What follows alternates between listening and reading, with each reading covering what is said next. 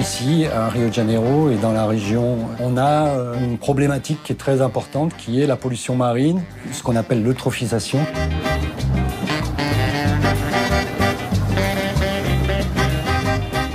La prolifération d'algues peut provoquer la mort des poissons.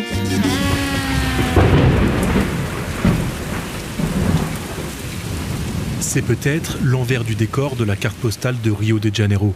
Une pollution marine dévastatrice.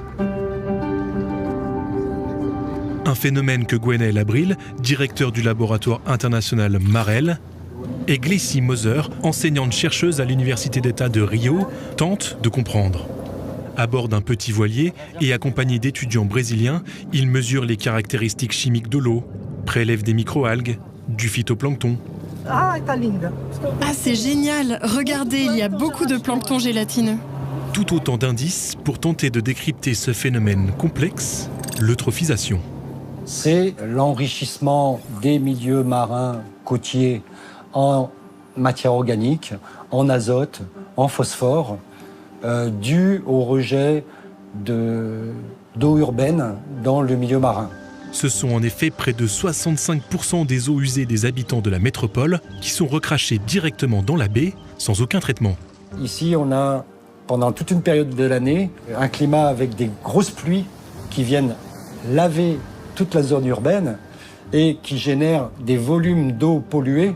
Le réseau d'égouts, c'est un réseau unitaire où les eaux de pluie se mélangent avec les eaux domestiques. Et donc, c'est très difficile de traiter des eaux qui sont diluées avec la pluie avant de les déverser dans l'océan. Ces déchets, ces eaux usées, sont extrêmement riches en nutriments, ce qui provoque la prolifération et la croissance rapide d'algues. C'est ce que l'on appelle un bloom. Et c'est pourquoi l'eau de la baie est très verte. À leur mort, ces algues tombent au fond de l'eau et sont décomposées rapidement par des bactéries qui consomment tout l'oxygène. C'est l'hypoxie. Les autres animaux qui sont présents dans le sédiment vont être en absence d'oxygène, donc asphyxiés.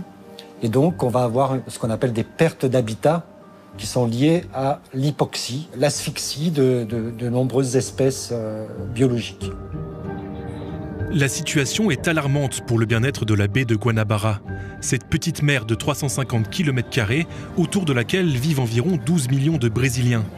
Elle est l'un des symboles touristiques de Rio, avec son pain de sucre qui en émerge. Mais elle abrite aussi une richesse naturelle menacée, vitale pour l'avenir de la région. De retour au port, les chercheurs étudient les prélèvements dans le laboratoire humide du bateau océanographique mis à disposition par l'université. Começa com o filtro.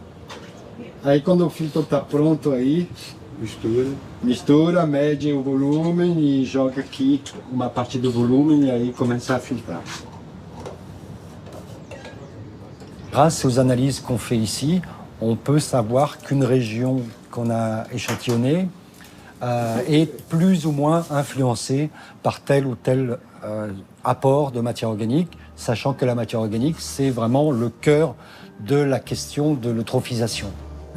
Objectif, mesurer la qualité de l'eau et déterminer quelles algues se développent à l'instant T. Certaines proliférations entraînent des phénomènes spectaculaires, comme la marée rouge de 2021. En 2021, il y a eu une vague de chaleur. La température de l'air, de la surface et de l'eau a augmenté. Et nous avons observé une croissance de microalgues. Ce bloom de 2021 n'a pas directement causé de mortalité de poissons ou de problèmes de santé publique. En tout cas, rien d'avéré. En réalité, il n'y a pas eu d'études spécifiques. On n'a pas suivi dans les hôpitaux ce qui a pu arriver aux gens qui ont consommé des moules durant cette période, par exemple. En revanche, ça a entraîné une réflexion sur la protection des paysages. Vous savez, la beauté de Rio de Janeiro dépend beaucoup de la baie. Et si vous arrivez sur une plage où la mer est rouge, ou brune, ou brun doré, ça fait vraiment peur. Si cette marée rouge n'a pas été mortelle, il y a de quoi être préoccupé, notamment à cause de la consommation des mollusques.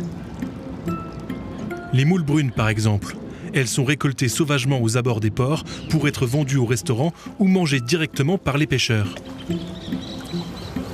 Ces coquillages sont également un indicateur de l'état de l'eau pour les scientifiques. Thaïs Herbas y consacre son doctorat. Nous choisissons des points de collecte de moules en fonction des niveaux d'eutrophisation. Ensuite, nous prenons des mesures de la coquille avec un pied à coulisse, largeur, longueur et hauteur de la coquille. Ensuite, nous prenons des mesures linéaires des cicatrices qui se sont formées à l'intérieur de la coquille. Ces derniers temps, on utilise beaucoup cette technique, appelée morphométrie linéaire, comme indicateur de pollution. La pollution par les métaux, l'eutrophisation et aussi la quantité de nourriture disponible dans la colonne d'eau. Tous ces paramètres influencent la forme de ces organismes selon leur environnement. Ces recherches sur les moules livrent quantité d'informations sur la qualité de l'eau. À partir de ces données, les scientifiques entendent avoir une influence positive sur l'eutrophisation. Et pour cela, l'objectif avoué, c'est d'être capable de prédire le futur. C'est vrai que ce serait un peu frustrant pour un scientifique de se limiter à la description d'une dégradation du milieu. Parmi les choses qu'on développe, c'est développer des modèles qui couplent la circulation des eaux avec la biologie, donc la production d'algues, la photosynthèse. Valider ces modèles sur les situations qu'on observe actuellement. Les valider aussi par rapport à l'information qu'on arrive à obtenir grâce aux mesures satellites qui nous permettent de revenir sur une vingtaine d'années en arrière, et les utiliser pour prédire le futur. Produire des modèles d'anticipation pour influencer les décisions politiques. Voilà une démonstration de l'utilité de la science dans la protection de l'environnement. La dépollution de la baie de Guanabara est un enjeu crucial pour restaurer son équilibre naturel et assurer un cadre de vie durable aux habitants de la région.